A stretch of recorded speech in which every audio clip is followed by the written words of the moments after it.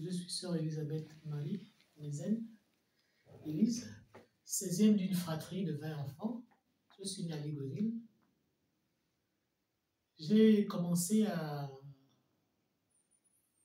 Il faut dire que j'ai eu une éducation religieuse puisque j'ai fréquenté les Sœurs Bleues, l'école des Sœurs Bleues qui se trouvait à la présidence à l'époque, du CP1 jusqu'au CM2, au CM1. Puis j'ai été à l'année où on a cassé l'école, j'ai été allé à l'école Saint-Joseph. J'ai fait le CM2 là et je suis allé à Kwabène de la 6e en terminale, encadré avec la sœur Assunta et sœur Bénédicta. L'appel à la vie religieuse, à la vie Clarisse, exactement, je l'ai senti à la fin de la classe de 5e, 4e. C'est là au monastère de Clarisse, le Seigneur m'a fait signe. Mais quand il m'a fait signe, je n'étais pas prête vraiment à embrasser cette vie, parce que j'aimais la vie, j'avais des projets de vie. Mais plus les années passaient, j'ai eu la chance d'être encadré avec le service d'évocation qui était né à l'époque, Sœur Piedade et le Père Henri Canou, qui ont commencé ce qu'on appelait à l'époque le groupe Appel. Et nous avions les camps de Sidara.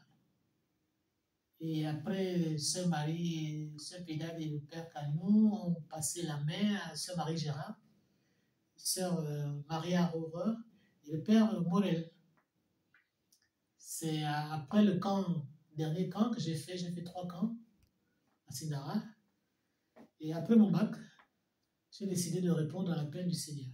Évidemment, il y a eu un obstacle côté famille, mais l'année où j'ai passé le bac, j'ai demandé au Seigneur de me donner un signe, s'il voulait que je réponde à son appel, à la vie contemplative.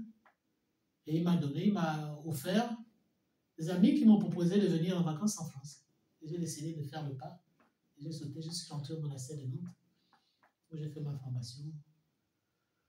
Tout le noviciat, le postulat, le noviciat. Et jusqu'au premier engagement, et je suis reparti avec ça. Et il y a eu des problèmes de santé.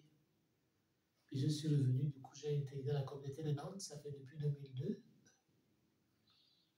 Et ce que je pourrais dire de ce cheminement, je me dis, l'appel à la vie religieuse m'a été donné. Mais il a fallu que moi-même je m'interroge, que je fasse un cheminement, un chemin pour interroger le Seigneur si vraiment il m'appelait à cette vie. Il faut dire qu'au début de mon noviciat, j'ai dû faire une rupture avec la famille pendant 3 ans pour vraiment me concentrer sur cet appel. D'abord pour moi-même et aussi pour ceux de l'extérieur. Quand je dis moi-même, c'est-à-dire que ça aurait pu être un mirage. Est-ce que je me suis trompé? Est-ce que c'est vraiment ma place? Est-ce que je trouverai le bonheur à vivre cette vie qui n'était pas banale, vue de l'extérieur? Et au fil des ans, je me suis rendu compte que le Seigneur m'appelle pour le bonheur. Et qu'il m'a rendue heureuse dans sa maison. Et si c'était à refaire, je le referais. Et le mot de la fin, c'est que j'invite chacun, chaque jeune, j'encourage chaque jeune, parce que je peux dire, je rends grâce au Seigneur aujourd'hui parce que j'ai eu un encadrement formidable.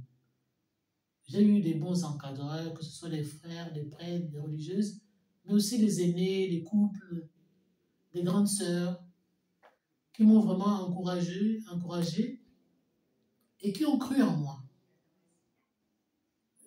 Et ça, c'est ce que je conseille aux jeunes vraiment, de ne pas s'embarquer dans des vies, des petits bonheurs passagers, qui prennent le temps de se poser la question, qu'est-ce que Dieu veut pour moi en me créant sur cette terre?